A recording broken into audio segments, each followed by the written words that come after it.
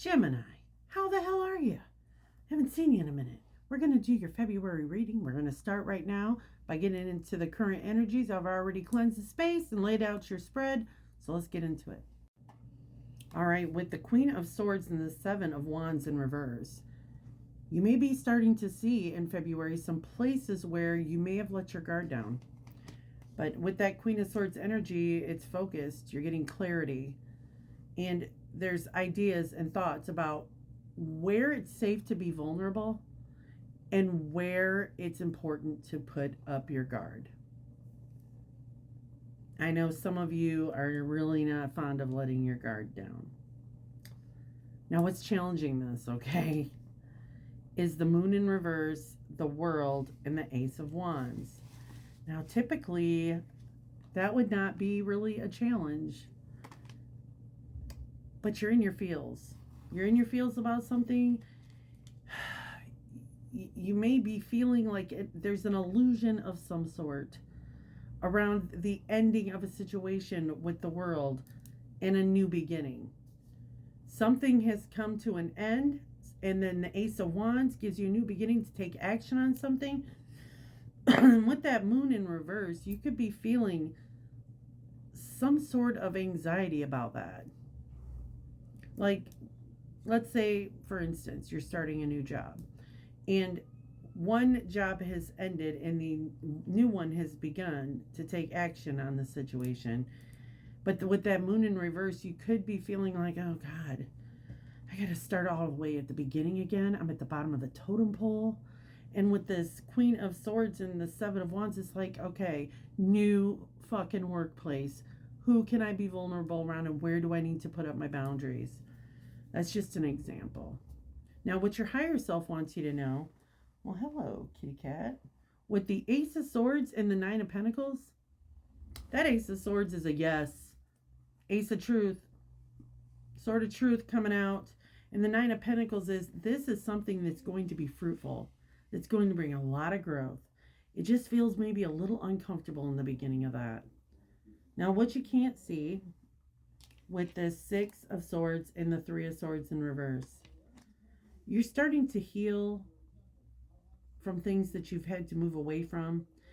You moved out of the heaviness and into calmer waters, and it's been a healing process. It's all been a perfect design. And the effects of the past with the Two of Pentacles in reverse, the Judgment card, and the Nine of Cups, in the past, there was a situation that you were feeling really fruitful and you felt really good about your standing. And then with that Two of Pentacles in reverse and the Judgment card, you may have felt like you were unfairly judged. And it caused and created an imbalance for some reason in your time, your energy, and your resources. There could have been a resurrection of something that came up. You could have felt like that was your calling. It brought you joy with that Nine of Cups. But see, you know, when he's sitting on this chair, that chair it looks pretty hard. It's not exactly comfortable. He's not going to be able to stay sitting there forever. So this was a necessary movement forward. Now, the outcome is the Chariot in reverse, the Nine of Wands, and the High Priestess. With the Chariot in reverse, usually we see that as moving forward victoriously, the champion. But in this specific deck, it's being pulled by Sphinxes, and they're standing still. Sphinxes are mythical creatures, you know, with a lion's body and a man's face. There could have been a fantasy about moving forward. It could have been something that wasn't exactly seated in the reality of the situation. You could see that there might be something coming in the outcome of February that doesn't exactly meet the expectation you had in mind, Gemini. But with the Nine of Wands, this is like the healing warrior coming back from battle. He's leaning on that wand. Wands are action, information, things that you're passionate about. And he's taking a rest. He's giving himself some time to heal. Kind of take an inventory of his wounds. And with the High Priestess, you're finally feeling like you're sitting in a spot where you can follow your intuition. Sometimes it means secrets that are kept behind that veil, that curtain. But she's also holding the world in her hand, this globe. She has the opportunity to see forward. I think that you're going to be able to differentiate between fantasy and fact. You're going to be able to take inventory of wounds and give yourself a chance to catch up. And with that High Priestess card, following your intuition is your best bet. Interestingly enough, we had two cards that clarified on the bottom of each deck, cards that were in your spread. The Judgment was in reverse on the bottom, and the World was in reverse on the bottom of the other deck. It's like I feel personally like you are revisiting something, a feeling or a sense of something that you experienced before. And it's like, why do I keep learning this lesson? Why does this keep coming up? And I do believe that this cycle where you are taking inventory of your wounds, where you feel comfortable, who you can give your vulnerability to, and who you still need to have those firm boundaries with, I think this is the last cycle, because your higher self is saying the Ace of Swords, the Nine of Pentacles. I am developing growth. I am starting a new beginning, new ideas, new inspiring thoughts. I did pull a card of advice, and this is from the Angels and Ancestors Oracle deck. Arrow, surround yourself with protective energy.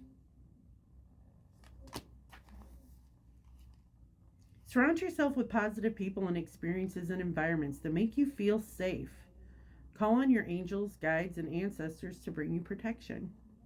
Arrows has long been revered as symbols of protection, as many native peoples would use the bow and arrow as a weapon of defense. When an arrow appears in a meditation or dreams or an oracle reading, it's a sign that you need to protect yourself and what's important to you, because not everyone has the same intentions as you do. This doesn't mean that people are intentionally wanting to hurt you, but they could be careless in their choices and actions, and this could affect you. These are energies around you that could lower your vibration, and it's important you become aware of them and aren't brought down by them. If you're in a situation where you feel that not everything is as clear as it seems, can't make this shit up, trust your intuition. There are energies in your current situation that aren't fully aligned with your intentions and goals, or with kindness. Follow your intuition about whom to trust and what to trust, really. If you can take time to retreat or step out of this situation to assess what's going to be beneficial for you, do so. In any event, this is a time to call on the energy of protection and place yourself in a space that feels safe.